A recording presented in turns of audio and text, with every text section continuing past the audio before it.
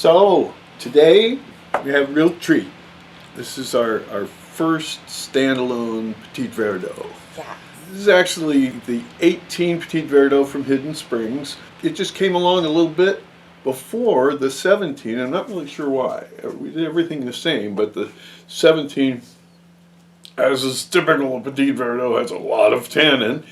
And for some reason the 18 just came around and it's kind of luscious and wonderful now, and 17 is not quite ready. So we're releasing this one first. This is from Steve Hill's vineyard. Alexander Valley. Right. But where it really is on the frontage road just south of the town of Asti. Mm-hmm. Do you know the history of the town of Asti? I didn't know Asti was even a town. I just thought it was a turnoff on the freeway.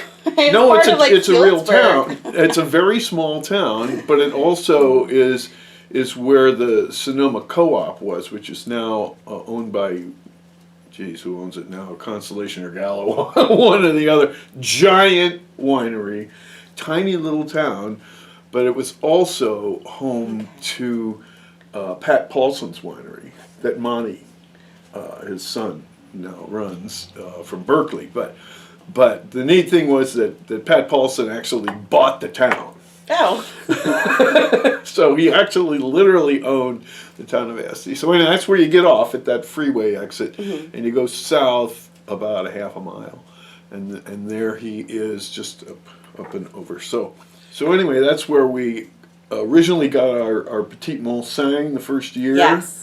And then it all got sunburned like crazy, and he decided he hated it and tore it all out. Mm-hmm. But we also got Petit Verdot. Now, why would we want to have Petit Verdot around?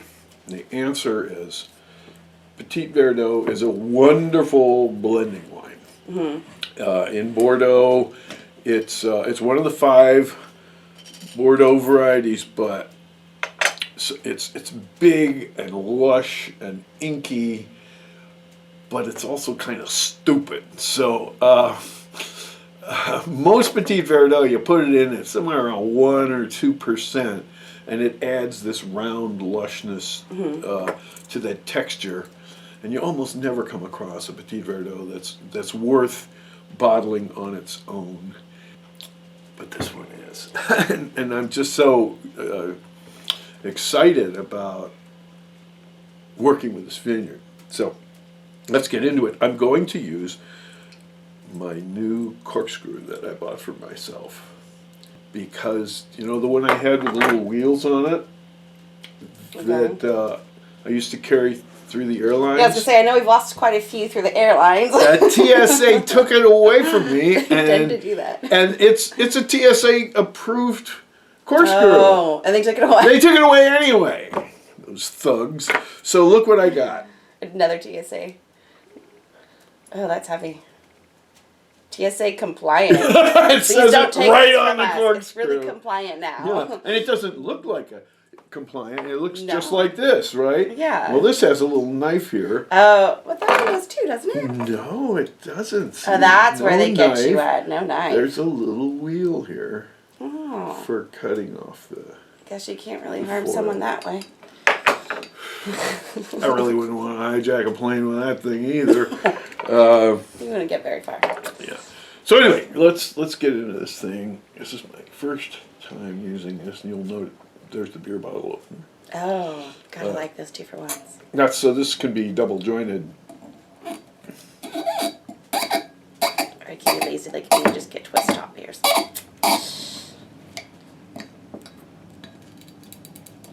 So you go up.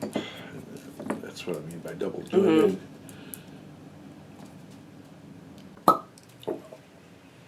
The color. You'll note not very much penetration because we bottled it last week, right? Yeah. Okay.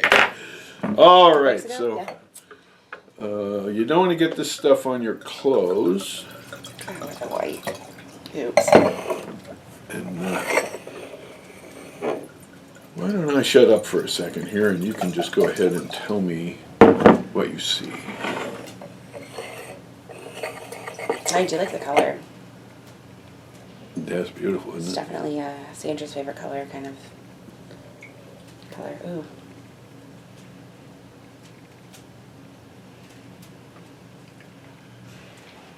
So how would you describe that? It's quite the aroma. But you know, it doesn't really have specific aroma notes particularly. I mean, I could make some stuff up. I could say anthracite coal. I don't know. My grandmother had a coal cellar in Pennsylvania. It kind of smelled like this. Violets. But I don't know. It just it's a very subtle yet extremely powerful aroma. Kind of reminds me of in the orchestra when the timpani kind of rolls those really deep bass notes. You feel it more than you hear it. I don't know. It kind of reminds me of crush, like just as the grapes are going through the Oh, hopper. oh yeah, yeah. Well, it has a real liveliness to it. Yeah, like You that could- fresh juice just coming out. And maybe there's a note of licorice or anise or something in there. But I don't think you can pull it apart into pieces. Oh, no. It's just very, She has so many different. very sexy. Yeah. All right, now.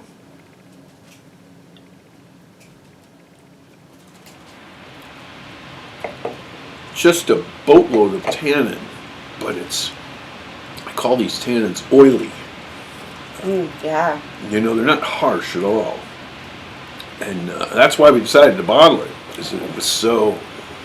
And they kind of spread all over. You can feel a little first in the front of your mouth, and then it just kind Yeah, of. but hardly any grip, and then it's just lush. You know, with this very... well, you know, it's funny. I get these dark fruits, like you get in Napa Cabernet, you know, cassis, and even black olive, blueberry. But in the finish, it's More of quite the lighter It's quite fruits. bright, you know. These are like raspberries. Yeah, you could almost say it was like a Malbec in the finish. So anyway, there's your standalone Petit Verdot, a pearl of great price. This would go. Just gonna ask, what should we cook tonight? Well, it sure seems like it's asking for a steak, Well, Or something kind of like meaty. something that sticks to your ribs. Yeah, although I don't think, I did that tofu stir fry, and I think this would be pretty good with that because it's so full of umami flavors. It's meaty, even though it's vegetarian.